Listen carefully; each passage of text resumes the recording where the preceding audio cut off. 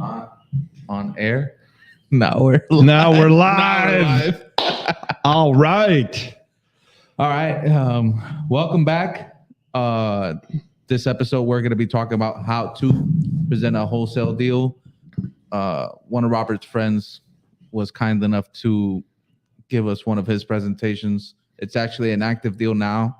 So if you think it's a good deal, you should definitely contact the guy. Yeah. Seems like a good guy. Yeah. TJ is a great guy. He's a professional wholesaler, and he knocked it out of the park in the last few years. He's been crushing it, making lots of money for himself and for others. And that's what it's all about. So his contact information will be all over the stuff that Don will share.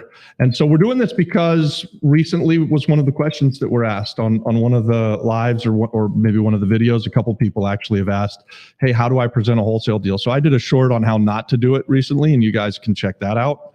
And then I went and dug in and looked around to see who's presenting it well.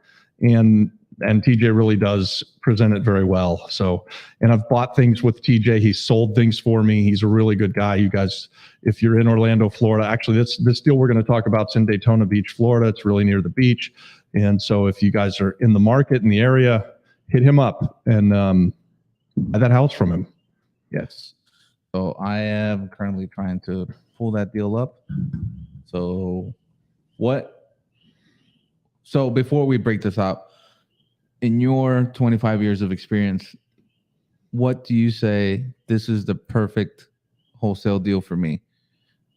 How would you, what are the 10 or 5? What are the things that I want to know? Yeah. Like what are you looking for right off the bat before you even keep going down the list? Yeah. So, and for years and years, I was doing a really high volume of business. So we were buying 110 houses a year, and it was extremely important to me to never look at a property that I didn't know that I could buy and that I didn't know what I could buy it for. So if a wholesaler didn't give me the information that I needed, I just passed on it because we were looking at so much stuff. We were buying at the foreclosure sale. So we were already looking at lots of stuff that we weren't certain we were going to be able to buy. So when you get something from a wholesaler, I want to know what the purchase price is.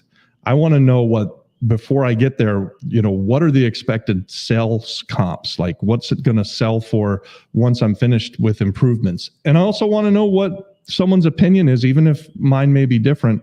What do they think the renovations are? And I would encourage anyone who's presenting a deal, at the very least, tell me if it's a moderate, if it's a easy moderate, or if it's a big rehab, right? Yeah. So those are some things that I want to know as I've gotten further along and I keep more stuff. Now today, I really like to know what are current market rents.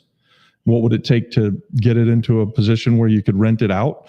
And so you'll see in TJ's presentation, he gives us all of this information, and I'll walk you right through it. So you want to dive in right now? We can, but before we do that, do we have some people that are on and can you guys who are on, bring your questions. So be prepared. We want this to be as interactive as possible. And the other thing is, if you'll hit the like button for us right now, that'll really please give us some encouragement. Helps us a lot. It'll help the YouTube algorithm to push out this live and let more people know about it. We're trying to grow a community, so hit the like for us. I say this all the time, and then the end of the live, we've got like 2 people that hit the damn like button, and I know that more of you like it because you come and watch. Yeah.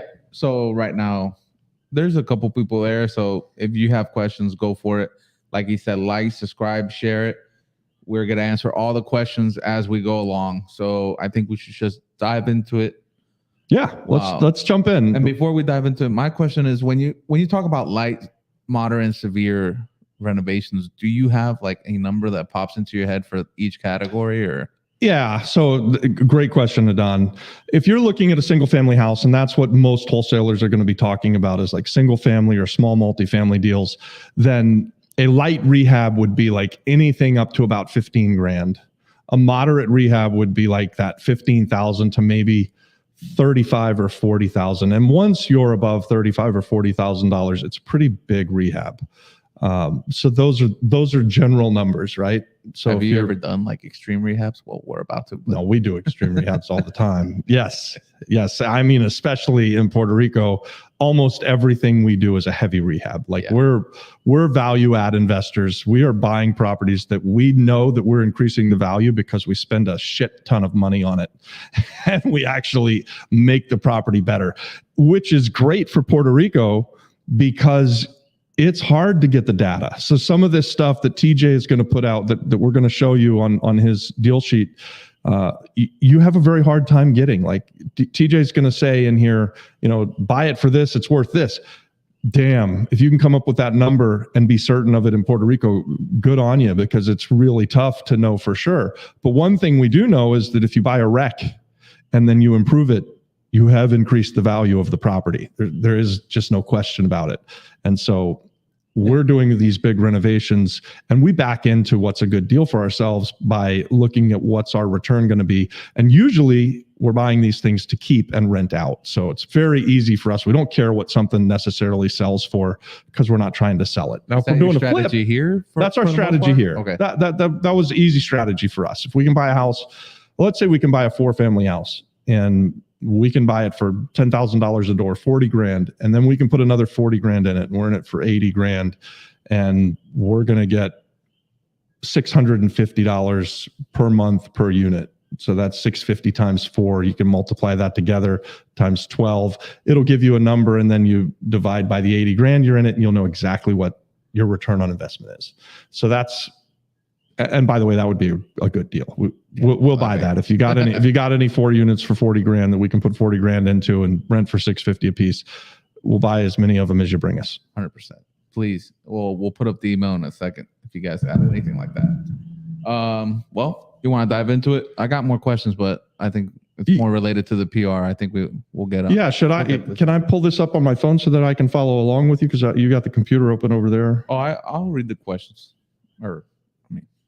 I could turn the computer. Yeah, pull it up.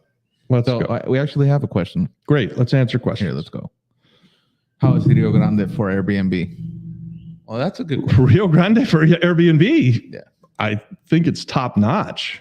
Like, are you talking about Rio Grande in Cocoa Beach or inside of the other gated community? And if you are, you need to make sure that you're allowed to do it in the different complexes. Yeah.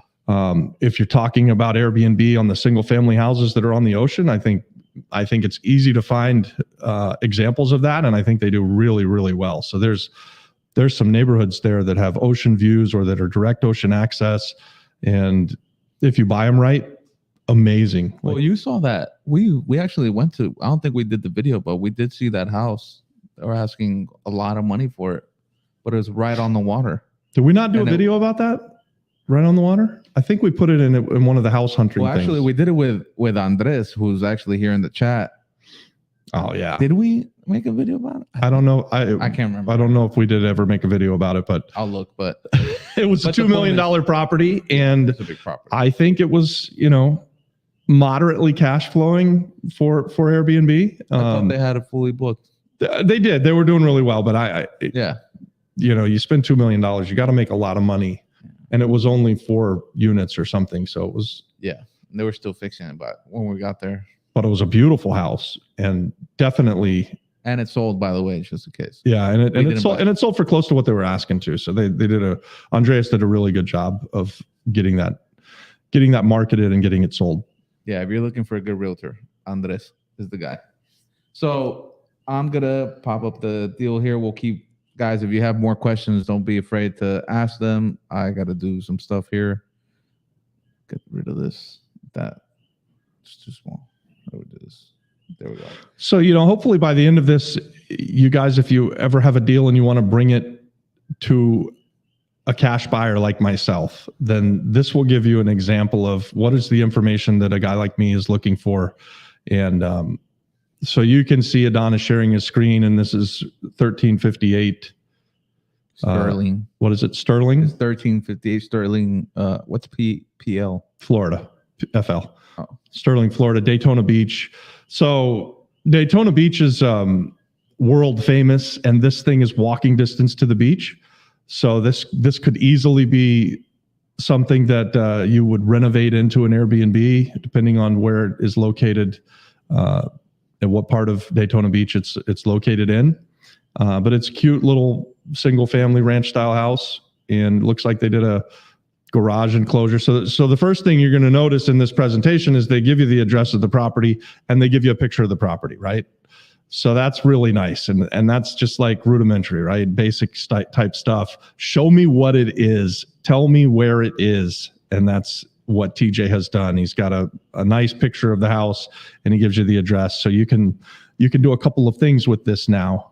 Before we ever get into what TJ says about the house, you can take that address and you can put it on Zillow, and you can start to immediately, like within seconds, come up with some determinations like, hey, Zillow says it's worth this amount. Zillow says that it rents for this amount, right? So this makes it a lot easier to determine comps, right? It really does make it easy. And I'm sorry, guys, for those of you that are in Puerto Rico, it won't work. Zillow doesn't do shit. Yeah, no, I tried looking at Zillow prices. Zillow prices are crazy. In Puerto Rico, Zillow just tells you the asking price of whatever something was put in at. They give you really no information about rents, no information about sold comps nearby. Yeah. They don't even give you a what's called a Zestimate, which is Zillow's estimate of what a house is worth.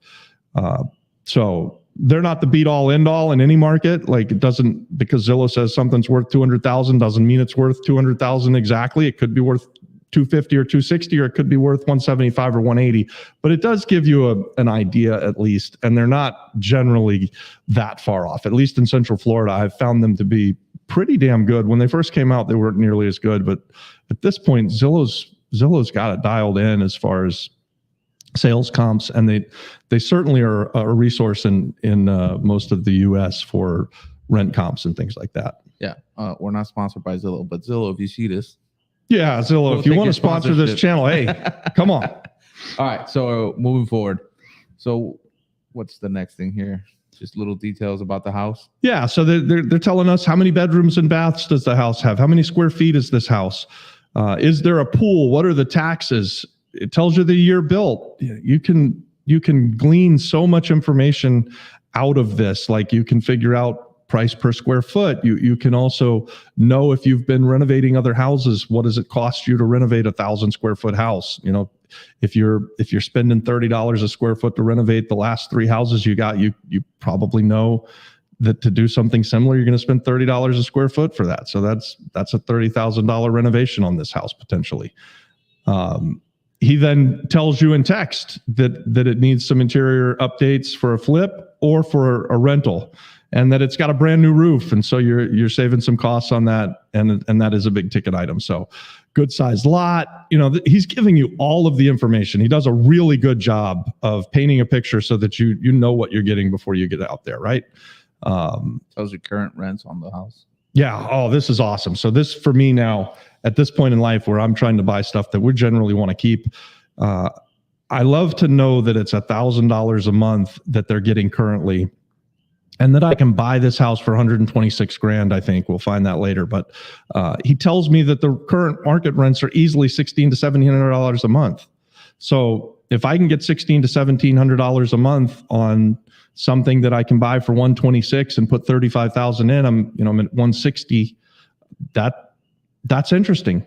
And it's cool. I'm reading ahead a little bit, but they're showing you a fixed up comp right here. They don't actually show you the picture, but they're telling you it's sold for 235. Yep, fixed up. And he tells you the address of the comp. So if you're in the area and you want to go look at that, you drive past Landville Avenue, and then you take a picture of it, and then you go compare it to this one that you could potentially buy, and you see, hey, what would it take for me to put this house in the condition of the house that sold for 235? Awesome information. I mean, this is just great information. Yep. So he's got purchase price, he's got plus closing costs. Closing costs are different in every area. And he's telling you right up front, do this as a flip, you're going to make 16%. I backed into the numbers for the ROI as a rental, and it's 15 or 16% too. So actually, maybe he's telling us that it's could be a 16% ROI on a rental. I think that's what he's telling. Then the ABR after repair value. Yeah. And then 25K. Yep. More or less. Yeah, so he told us go back. He says that the ARV of this house is 235,000, and he below is going to give comps, and you can look at what things are selling for per square foot in the area. He's using nearby comps, and it's just really easy to kind of figure out if he's full of it or if he's right as well by driving around and looking at it. If you look down more, he's going to give you other addresses of things that sold as well. And for those who don't know, ARV, after repair value, ROI, return on investment. That's right. And Dave's going to join us for the live now. You coming to join us, Dave? We're live right now. Why aren't you watching us? What else do we got? So we keep going down. Estimates are based on analysis and opinion. So that's just disclosures. He's just saying, hey, if I'm wrong, I'm wrong. Do your own work. Obviously, right, guys, if you're going to make $125,000 or $160,000 investment and you're not going and checking on anyone who's doing this wholesale stuff, you should always check on stuff.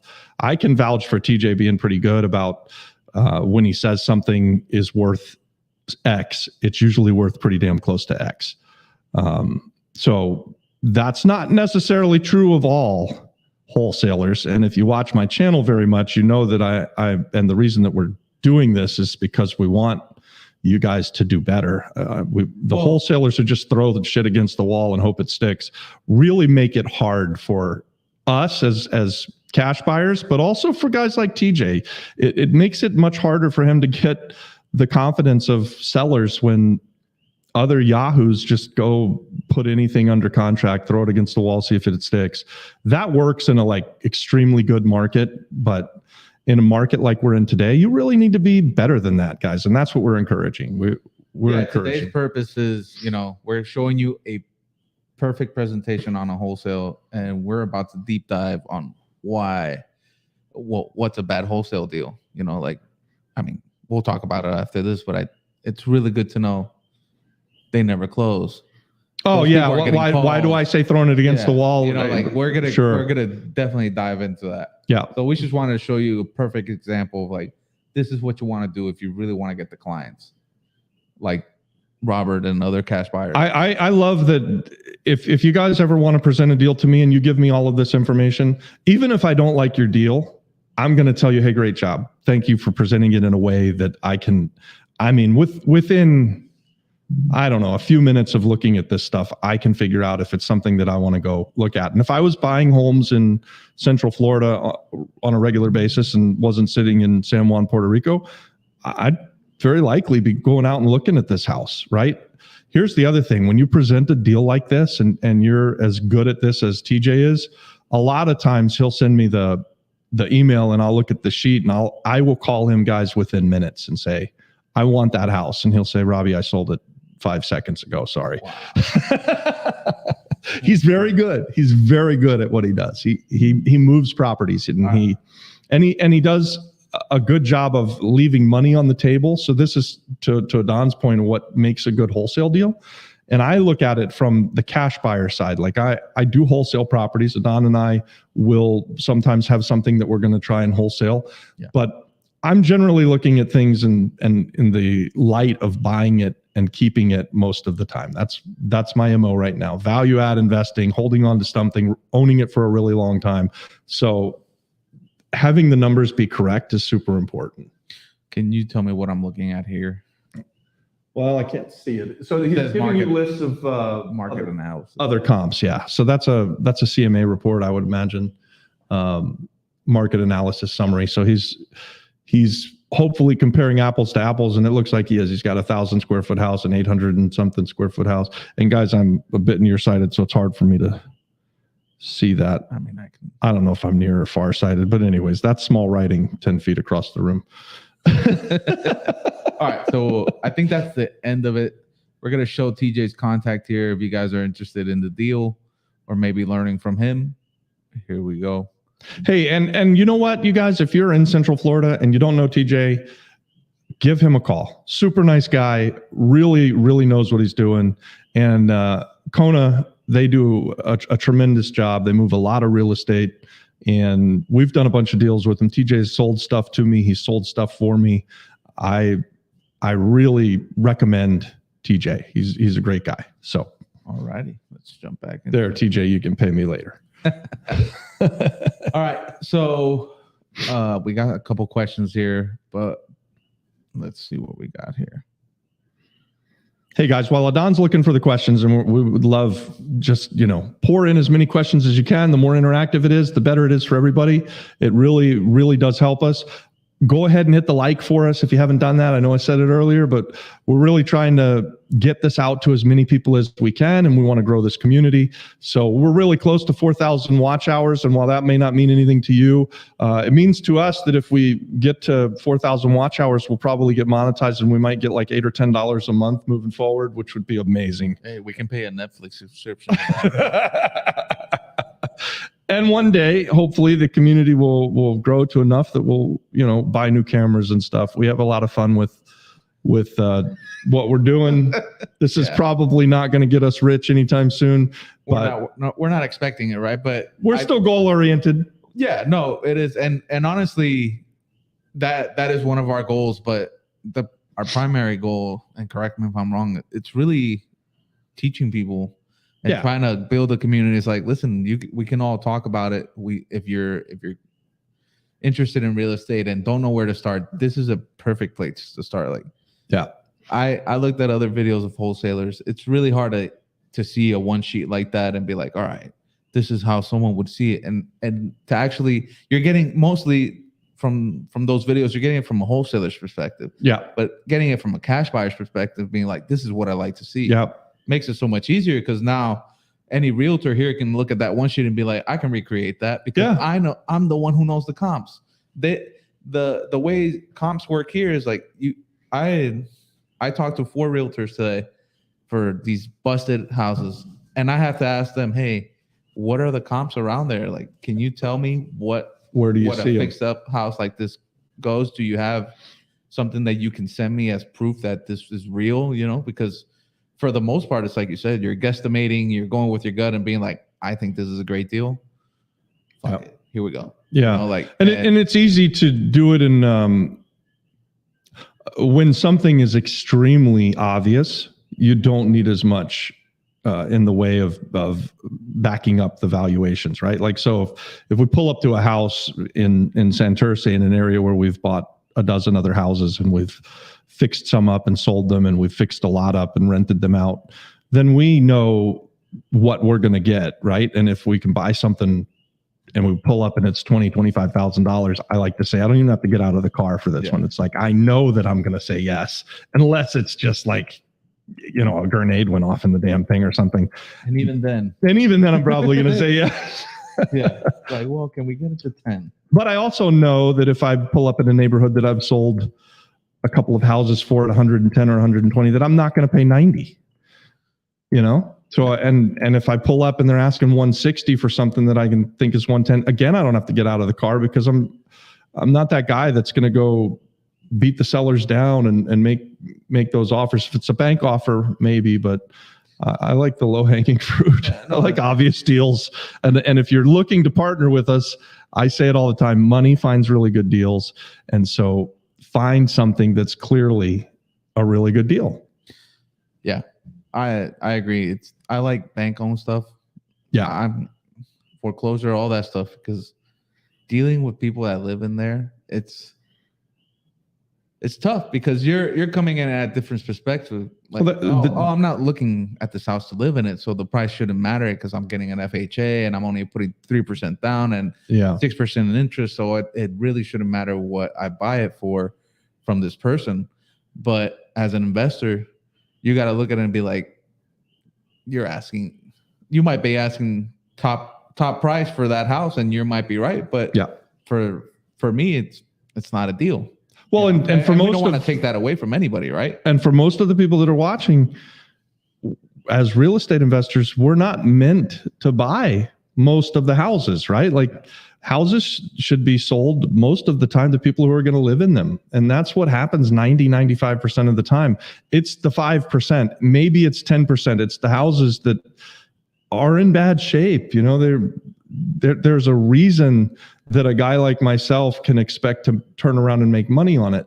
And And again, if it's a beautiful house in great shape, I'm almost never your buyer. Like I'm just not. And I will tell people that.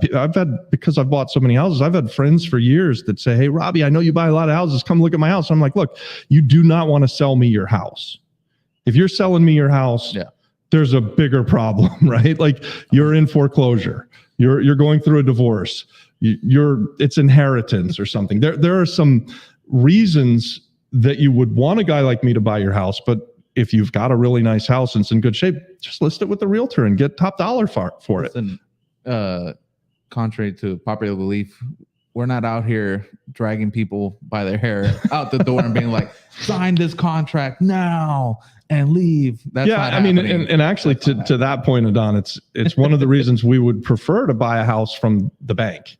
Yes. Because 100%. I do not mind insulting a banker. If they're asking $100 and I offer them $20,000 and their feelings get hurt, tough luck. I'm not losing any sleep. But I go to Joe Homeowner and they've lived there for 25 years and they've raised their kids there. They have some emotional investments in there. And there is reason that they think that their house is worth $500,000 when every house on the neighborhood sells for 150. Yeah. It's because they're tied to it. And it's the value of there's different valuations. There's different reasons that they're so invested in it. Hey, so I see a question here. It says, greetings. If you're buying houses, I have a good connection. If you have any stuff like that, I'm going to put the email up here. You can send any connections, any deals. If you even have questions about your own deal, you already saw how to present a one sheet. So that is the email and you can send it all there. We'd be super happy to help you go look over it, figure it out, or even partner on it if it's a great deal. So if you guys have any more questions, we'll keep going forward. So now we know what's a good deal. We know how to present a deal. Exactly. We know how to present a deal. So what's present a good deal? We want to talk about what's good? No. Well, you already said what's good, right? I don't know. Well, we looked at a deal. We looked at how to present a good deal. Yeah. So now tell me the 100 calls you get with the bad wholesalers trying just to, like you say, throw shit on a wall, see if it sticks. Yeah. What is that shit? What are the components of that feces that they're like, that's not going to stick on that wall? Yeah. Yeah. Break that down. Explain that. Okay. So I think there's a couple of parts to it. Let's break it down first with, you're starting out and you're trying to figure out what is a good deal. And so you'll call Robbie and it is usually, Adon, and you've seen this, hey, there's a house in my neighborhood for sale. And I'm waiting. What's that mean? There's a house in your neighborhood for sale. And they haven't called the realtor even. So they're not wholesaling, right? They don't have anything under contract. They're just, I don't even know what you'd call it. I guess they're fishing and trying to learn. So I would direct them to some of these YouTube channels or go watch Jerry Norton or send them a video. There's videos that you can watch, either ours or somebody else's. But always, if you're taking the time to watch us live and you want to know what to start doing, start calling every realtor. Every time something comes up for sale that's in your neighborhood and you are trying to get started in this, call the realtors and find out what they're asking. So at the very least, know what the asking prices are. And if you do that enough, you'll know what stuff is selling for in your area, right? More to, let's say you've gotten further than that and you actually have something under contract and you could buy it. Now you have to determine, what do you want to make on it? So when you present this like TJ did, he's making money inside of that $126,000. And if I called him up and said, TJ, how much are you making? He'll tell me, right? I mean, he probably wouldn't tell everybody, but he'd likely tell me. But it doesn't matter to me what he's making. What matters to me is that I can buy it for 126 and that it's worth 235. And if he's right about renovations being 25 or 30, which that lines up with what we spend on a renovation in Florida, there's plenty of room in there. There's definitely money to be made. So what happens is when you don't have this information, you're just wasting everybody's time. And it's a pet peeve of mine. Like I don't like to look at things that I don't know what I can buy. And I don't want to be a jerk about it. So I try to talk to everybody and I try to bring value wherever I can. But we have very limited time in the day. So, and I think it's better for anyone who's watching this to at least gather the information that like TJ did. So we're just strictly talking to new wholesalers. What is your recommendation? Like, for example, if I were wholesaling, and I at least try to avoid the digital stuff because it's really hard to comp, especially if you don't have the experience of like knowing, hey, that floor is lifted, that's going to cost that about how much. The bathroom usually renovates for $5,000. This, that, whatever. What would be your recommendation as a brand new wholesaler? Let's say the guy from the neighborhood actually went and called the realtor, got a number. Yeah. He asked the realtor, hey, can I go look at it? And he goes there. Who should he go with? Should he try to find a contractor? Should he try to find somebody? Should he call you again and be like, hey, can you come look at it with me? I would rather not be the case, because then, you're not a contractor and you're looking at it a different way. Like, should he try to contact somebody, be like, here, you're an expert in this. So you're asking me, this has never done it before in his life. How's he going to figure out, what's a good deal? Yeah. And it's probably an answer that people won't like, but it's by looking at everything. And first he starts out by going himself, right? So he goes and he looks at, let's say you're in the San Juan metro area, and you can go out and look at 10 or 15 houses in your little farm area. And at the end of that experiment, you can say, these 13 were in really good shape, and they're very likely going to be sold to someone who's going to live there. These 2 houses are a disaster. So what's that mean? There's never going to be a bank that will lend on this. And it's very likely that the person that buys this is going to have to do improvements. So now you found the 2, at least you've got the 2, and you make an offer from there. You should, with the 15, be able to tell what something that's nice looks like and what they're going to sell for. And then you've got to back into where do you start making your offer? And hopefully the house that's wrecked, they're not asking the same amount of money for the house that's beautiful. But in Puerto Rico, that's not always the case. Just because a house is just in terrible shape doesn't mean that they're not going to ask $1 million for it. And if it's on the ocean, they may even still get it. I don't know. Yeah, 100%. So the other day I went and looked at a possible deal. Yeah. We determined it's not really a deal because the upside is not there. But I didn't know. I still haven't figured out the construction side of things. I haven't figured out this is what it's going to cost. Yeah. What am I looking at? Like, all I know is, hey, there's not a hole in the roof, so it's not that bad, So I went with a contractor, a friend of mine. I'm like, hey, can you just come maybe look at this for 15 minutes and tell me, is it worth it or not? How much is it going to be? Right. And that really helped me put things in perspective, because now I know what the seller wants. Now I know the number that he gave me, the contractor, and I put the 2 together and kind of do the one sheet in my head and be like, is this a deal or not? What am I really making here? $5,000? Not worth it. You're not wanting to invest $50 or $60 or $70,000 to make $5,000. Yeah. You're just not. Yeah. All in was going to be 89. And then this is the little duplex, right? Yeah. Well, it's a single family, but you could have easily made it a multifamily right away. Yeah. 2-bedroom, 1 bath in one, and a 1-bedroom in the other. And it could have been comfortable for both sides. Yeah.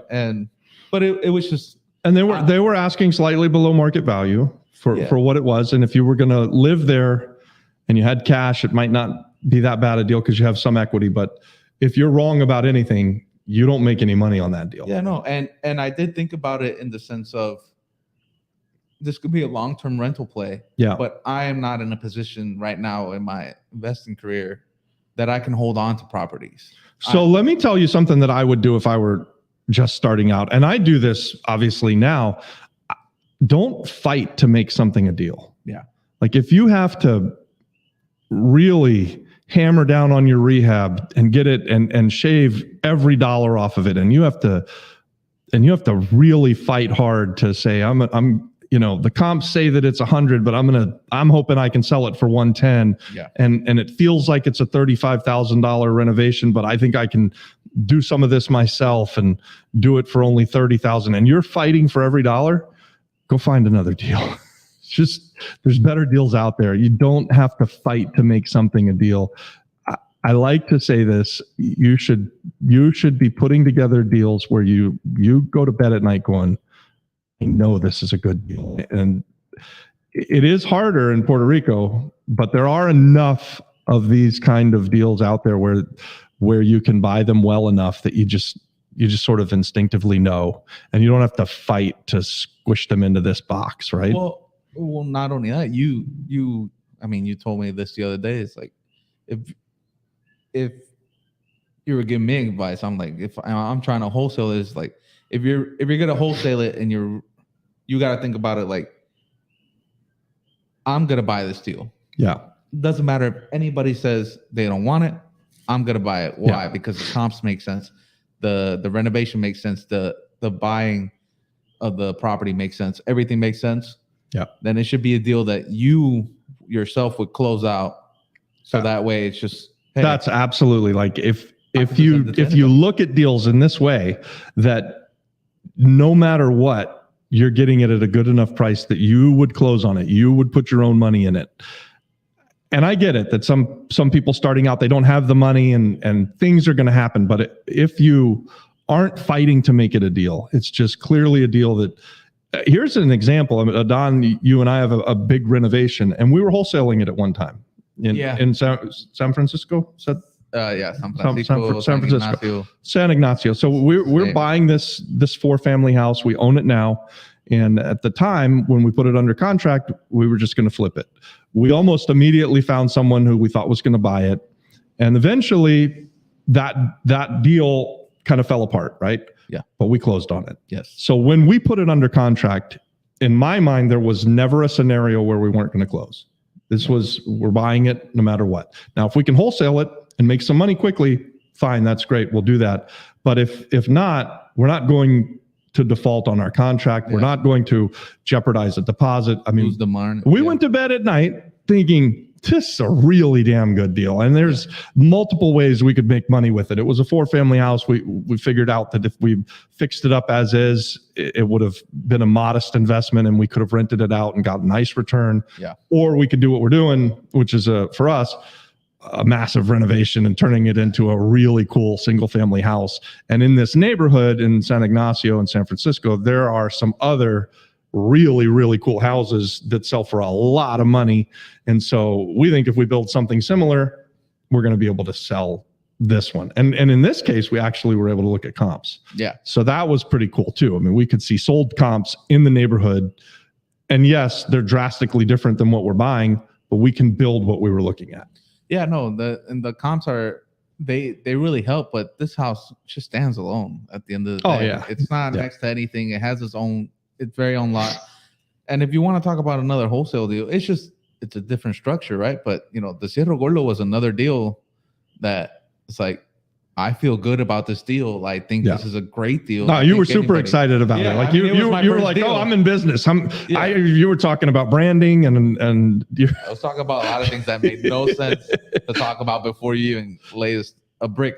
But the point is, like, I felt good about it. Yeah. The same way I felt good about San Ignacio. It's like these two have to be killer deals to not, And while we did wholesale that one, the Sierra Gordo property, we closed on it first. So we actually paid the seller his money, and then a month or so later we just flipped it. It was basically a wholesale. We didn't go in and renovate it, but we had closed on it and we would have renovated it. Yeah, right? That whole time I'm still talking to architects and getting renderings, and absolutely. I got a rendering here. I'll find it in a second, but I'm going forward thinking, hey, we're gonna make this happen no matter what. Yeah. But if someone comes along and they see the same vision and they can buy the deal, I shouldn't be. And we're going to interview this guy who bought it because he's so excited about it. And coming next week. And we're excited as well to kind of watch the progress and see what he does with it.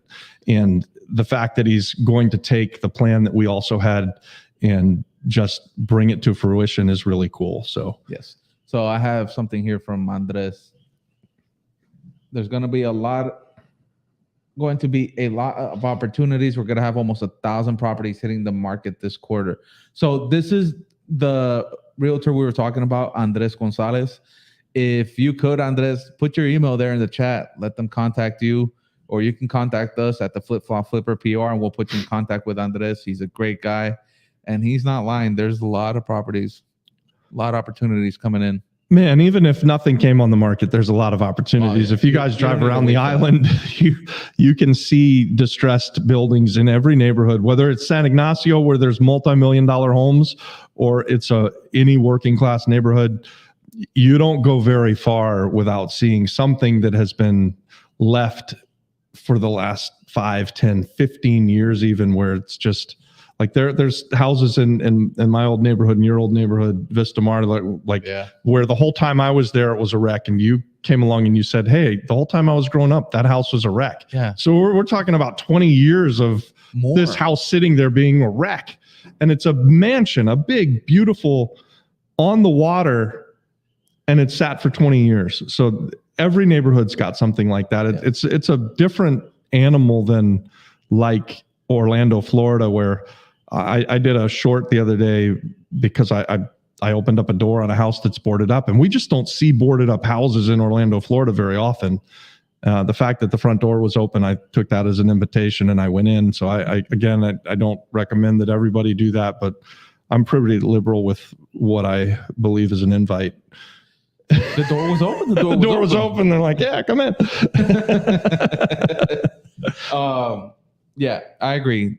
There's a lot of opportunities anywhere, and it boils down all the way from single families to multifamilies to 20-unit buildings, Yeah. commercial, anything. There's anything anywhere on this island that you can find. I think we were talking about this. I really want to figure out how to dive more into the single family How to stuff. chase these families down. A lot of times what it is it's an estate. It's people died, and then more people die, and then more people own it. And now you've got 15 cousins, and they're all across the country from California to New York, and maybe one guy here on the island if you're lucky. But a lot of times no one on the island, and you have to really dig in and find all of these people and put them together, and then get them all to come to the island, get in one room, and sell a property. I think that's the biggest issue on the island. It's inheritance. Yeah, Inheritance laws here are crazy. I mean, I'm still going through it. Yeah. And it's just wild to see. It's like, why can't this just be a little bit easier? Where right now, I'm looking a house for myself in my father's neighborhood. There's a house there. There's 7 brothers. One of them was living it at the moment. Fixed it up. They made the brand new roof. They painted it. It's got new flooring, everything. It's closed up right now because the other 6 brothers told them, "Hey, you gotta go. We're gonna try to sell it." Yeah. Then the mom dies, and now the house has been sitting there for months, and no one's gotten. And I went up to them and like, "Hey, I'm down to do a lease option, something, so that way it just doesn't stay like that." Because the neighbors are the ones we're talking to, and they're like, "We're frustrated, man." Because there's 2 houses on the corner that are completely abandoned. They've been abandoned for over 20 years. Mm-hmm. And then now this house next to us, literally just next door neighbors, has overgrown grass. We got to call the guy, "Hey, come cut the grass." I think if we can do a lease option, I take over all the utilities. I take care of maintaining it. Like, that's a win-win for everybody. And until they figured it out, they're making some money if you're able to talk to everybody involved. And you've got to get everyone on board with it. Yeah. It's a long, difficult road to hoe, that's for sure. I tend not to do that kind of investing. Like that sort of, there's a intensive amount of work to go and find all of those people and put them in one room.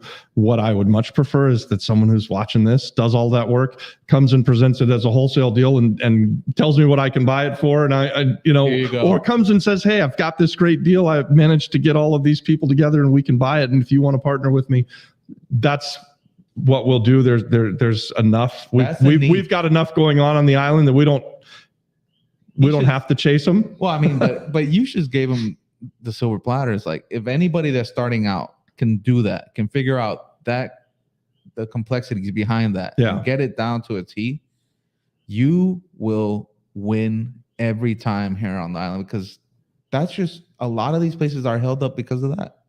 Yeah. Where are the 10 cousins? Where are the 10? Or maybe you're You know. one of the cousins and you're watching us and you've got a 1/8 share in grandma's house. And you don't know what to do. You don't have the money. If you can get your family members to agree to sell, now you could present the wholesale deal or present a deal like we just talked about. Because the truth is, the houses we're talking about, they're all a wreck. I mean, they're not in good shape, right? They've been sitting there out in the open and being hit with hurricanes and storms and earthquakes and everything for years, and no maintenance, and things just break. Like, the wiring doesn't last when you're just sitting vacant for 10 years and things like that. So if you have a family house that you can put together, maybe that could be your first wholesale deal. Yeah.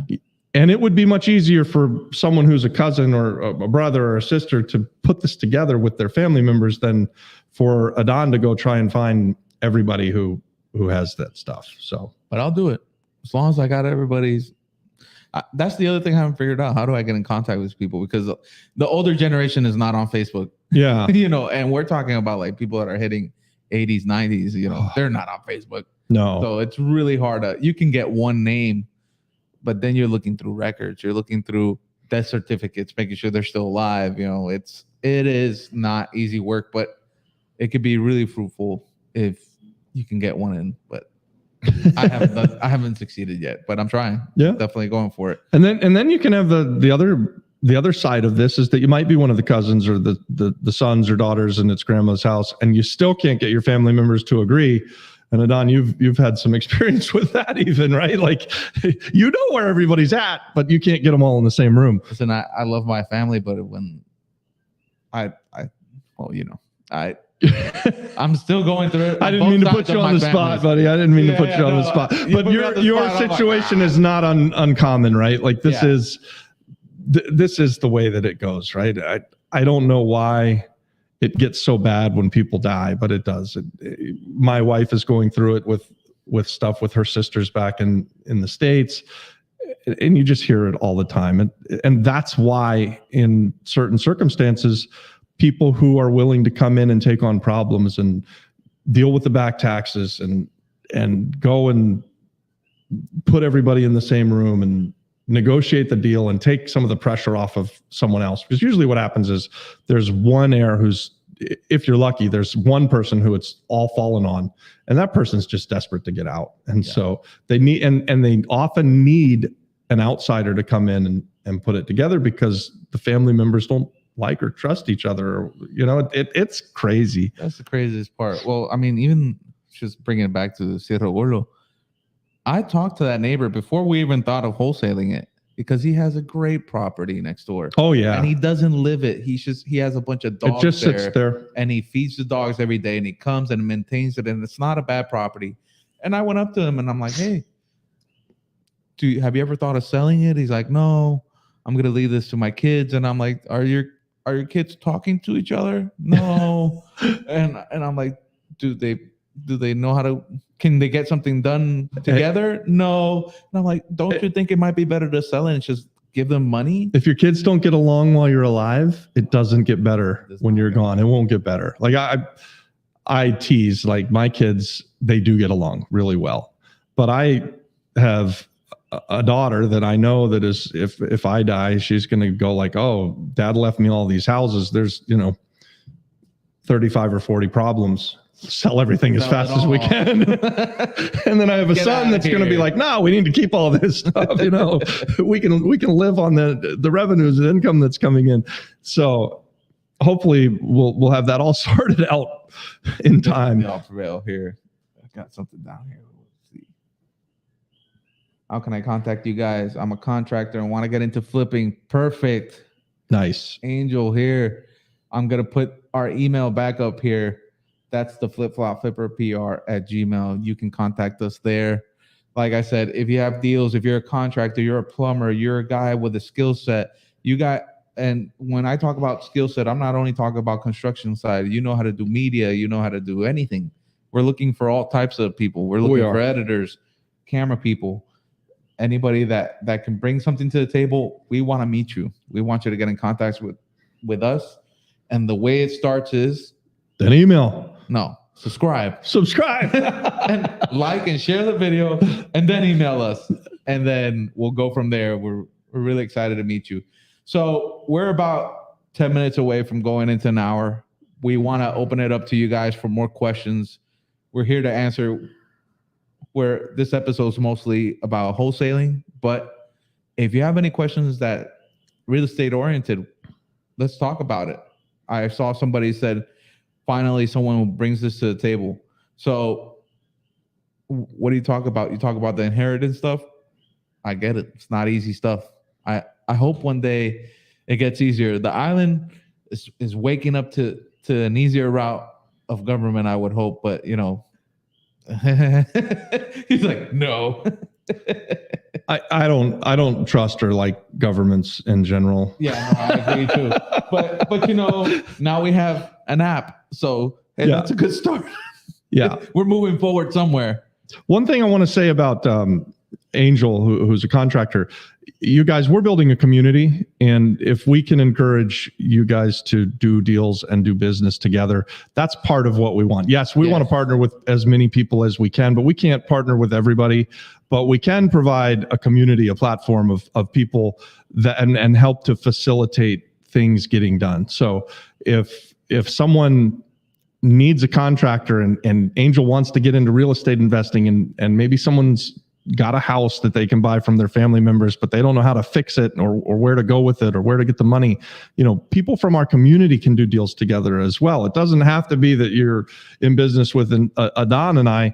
We really are encouraging just deals to get done, partnerships to be made. We believe that there's more than enough, absolutely more than enough for everybody. 100%. You know, it might seem like, you know, it's an uphill battle, but if you can get a group of people, and the same group of people have seen the same building in distress for over, 10 years, 20 years, whatever, however long, and we can all figure out a way. Hey, we don't necessarily have to go find all the money from the start, but hey, do we know the purchase price? Yeah. Well, it's this. How many friends can I get to give me $1,000 and be like, hey, let's buy this, let's fix it up, and let's put a little coffee shop in there. Let's put somebody that has a vision in there. Yeah. Or let's try to find Robbie, do you like this? Is this a good wholesale deal for you? Yeah. I want to pay my friends back, and I want to make sure I give it to somebody that's going to do something with it, because that's another thing. Yeah. You have sold properties to people, and I'm not trying to point fingers at anybody, but that take the property and 3 years later is still sitting in the same place.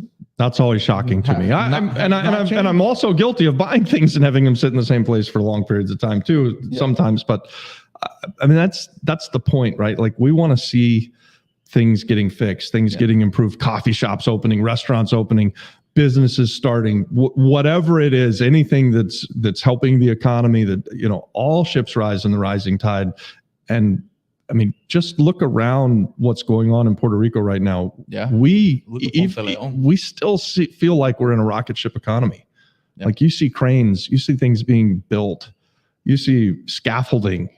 It's great to see that. Like, we invest in an area and renovate something, and then someone comes and buys something across the street and they invest in the area and they renovate that.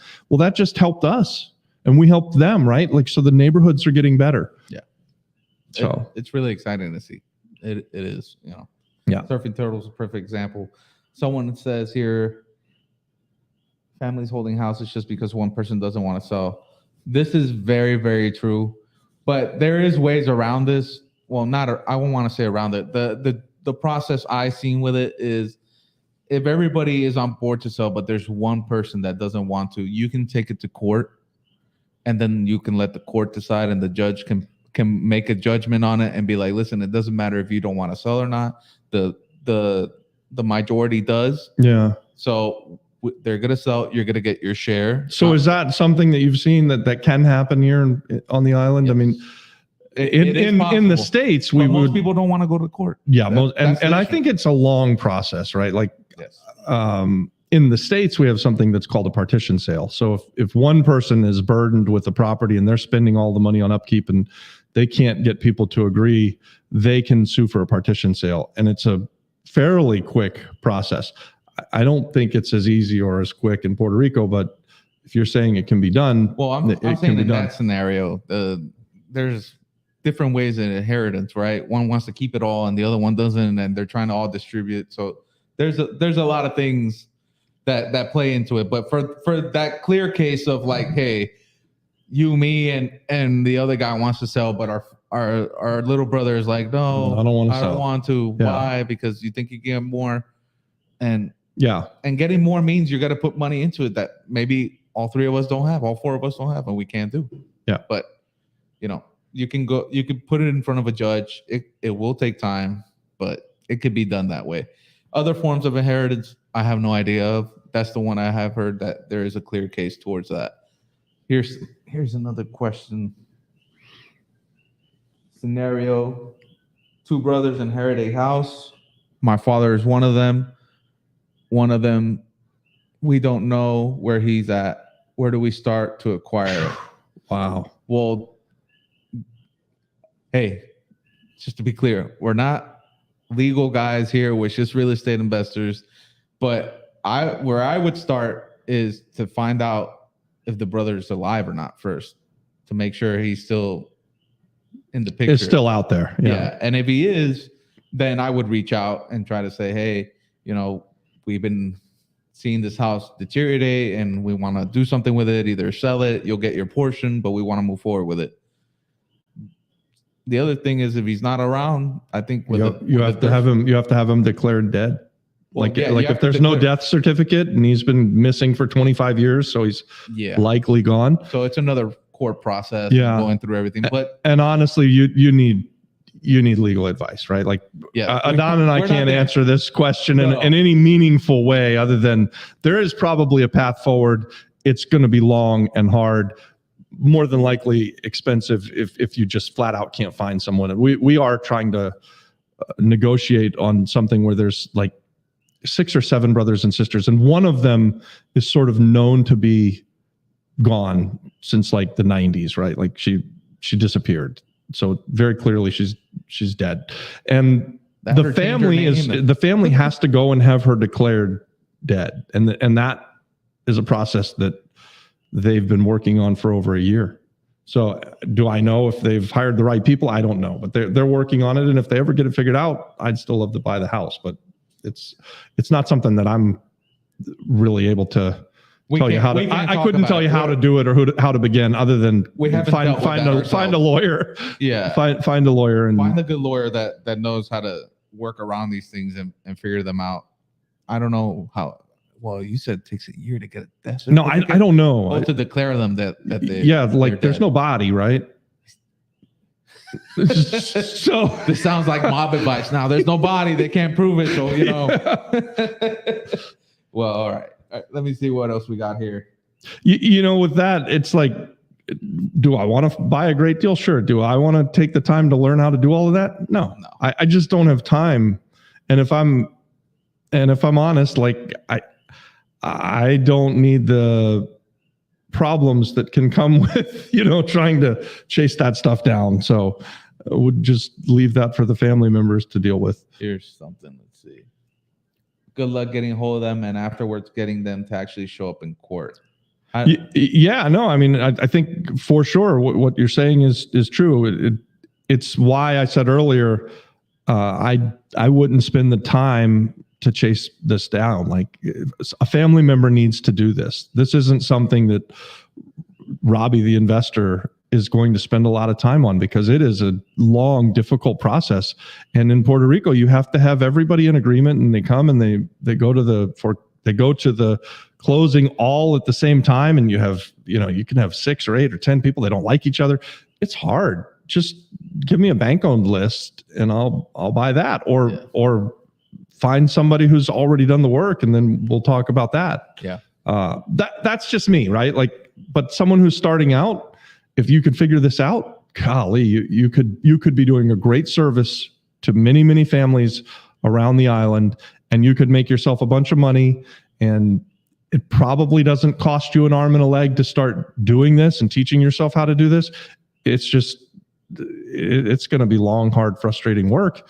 It's probably worth it. It's a process like anything, but if you identify a good deal and you have all the other things locked in, like, hey, I can find the names, I can get in contact with them, because this is not like in the States. There's no skip tracing here. No. There's a Facebook page you can type a name into, and hopefully someone shows up, and then there's like 20 people with the same name or more, and then you're like, oh, I don't have a picture. How do I figure this out? You know. But we showed you earlier how we would love to have a deal presented to us, and it doesn't involve like, hey, there's a house for sale that there's 18 heirs on, and here's the address. Go buy it. I'm never going to be that guy that buys that. Adon, maybe you would have, but I'm really trying to talk you out of going down that road. And I want problems to get solved, but I really think it needs to be the family members that do this. We've been talking about it since I first met you. It's like, if I can figure out who these people are, these are all great deals in this neighborhood, and you can buy 5 in the same neighborhood. It just brings so much value there. Yeah. And distressed neighbors there. It's just like, the house I talked to in Carolina, the lady in front looks like she has a house that would be inside Vitawan Marina. You know, it looks so nice. She keeps it so nice. Yeah. But the house literally directly next to her, completely destroyed. For a decade. Way more. Completely destroyed. Inheritance. Oh no, this guy bought it, but they never signed the closing docs, but the other guy ran with the money. A whole thing. It's just like, oh my God. It's wild. So, well, these are our last couple of minutes. If you have any more questions, we will answer them now. We'll put back the email up here if you guys want to contact us. That is the best place. I love these lives. We kind of went down a rabbit hole there with the stuff. We had no idea we were going to talk about this inheritance stuff, but it is an important conversation for the island of Puerto Rico, right? Like, it is. If someone can figure out how to start to tackle this inheritance problem, and it is a problem, they're doing a great service, right? Like I say it all the time. I believe that real estate investors should be solving people's problems, and it's 95% of the properties aren't meant for the real estate investors to buy. It's the ones that have problems, and it's for people to take on and give value and bring solutions that realtors can't do, and that, the one person who is strapped with taking care of everything, he needs help, right? Like that he, she, whoever. And that's where real estate professional investors can shine, and they can provide great service. In this case, like we're talking about with the states, but if you can find these areas, there's profit in it, and you're doing a great service for people. Because otherwise it just sits forever and ever and ever. And no one wins. The lady with the beautiful house hates that the house next to her just is a house for rats, right? What's she gonna do when she tries to sell it? The house is worth 200, but they're only willing to give her 150. Because the house next door is just destroyed, demolished, and it's never going to get better. No. And unfortunately, Puerto Rico doesn't have a really good system for blight properties, and we could talk about that another day. But Alex, thank you. We are going to keep doing this program. It's going to be always on Fridays. Today is Friday. I thought it was Saturday. Today's Friday. So we always try to do deal flippers on Fridays. Mondays, we're always going to have lives. Robbie's always going to be interviewing some great people. We don't know who's going to do it next week, but stay tuned. Monday, we'll have someone there. And then Tuesdays and Thursdays, if you're still looking for more, there's always new content going out around always Tuesday and Thursday. Always Tuesday and Thursday, we have some long content. And then throughout the week, anytime I get a whim, I throw a short out there. And now we're putting some shorts out about some of our other content. It's not a whim. There's a short every day. You'll find something new. He's wearing a cowboy hat. He's not wearing a cowboy hat. Doing He's bird calls. like a bird. Yeah, so, crazy. A lot of great stuff. I have fun with it. I hope you guys enjoy it. All right. Well, I think we're going to sign off. Yeah. I'm going to put the email up here. We're going to end it with that. We want to thank you guys for showing up. We really appreciate it. It really keeps us motivated to do more of this. And next week, we're not sure exactly what the topic is, but we're going to have a good Well, I'll tell you what, in regards to next week, this week we put this out there because someone left the comment and said, can you explain what's a good wholesale deal look like? And so if you have some things that you care about or want to hear us talk about, leave us a comment, tell us, and we'll see what we can do. Yeah. So if you're whatever aspects of real estate, obviously we're not lawyers, we're not CPAs. So our information that we can give you on certain topics is very broad. But if you're trying to figure out, hey, how do I start investing? How do I get a group together and form a syndication? Things like that. Where do I find the money? Yeah. You know, how do I find a contractor on the island? You know, those kind of things. Those things we could definitely help you with, and we want to help you with it. We want people to succeed. We're not just doing this for the hell of it. You know, we're really trying to make this something that people can take value from every time they watch. So again, like, subscribe, and share the video. We want to thank you again. So we'll see you guys on next Friday. Yep. Thank you guys for tuning in.